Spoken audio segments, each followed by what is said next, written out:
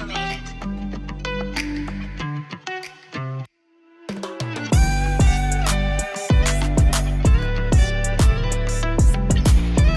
En l'espace de 10 ans, nous sommes passés de très petites structures, de petites TPE, PME qui appartenaient aux biologistes médicaux, à de véritables ETI, entreprises de taille intermédiaire qui aujourd'hui emploient plusieurs centaines de personnes.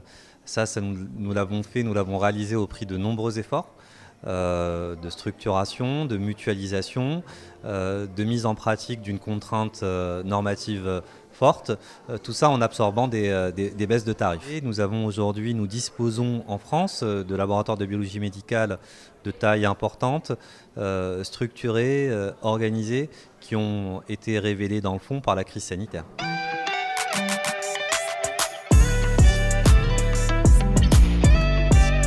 L'hôpital public est concerné au premier plan parce que quand nous on prescrit aux médecins et aux pharmaciens biologistes des examens médicaux pour nos patients, on a besoin d'avoir la fiabilité, et donc la fiabilité ça passe également par des normes à respecter au niveau des matériaux de technicage, et donc ça nécessite des matériaux de plus en plus chers, de plus en plus lourds, et donc qui nécessitent des volumes d'examens importants, et donc la réunification des biologistes.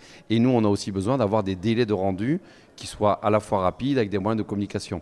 Donc c'est vrai que cette réorganisation, même si ça a été un bouleversement pour les médecins et les pharmaciens biologistes, in fine, pour le patient, pour le médecin qui s'en occupe, ça représente une plus-value importante.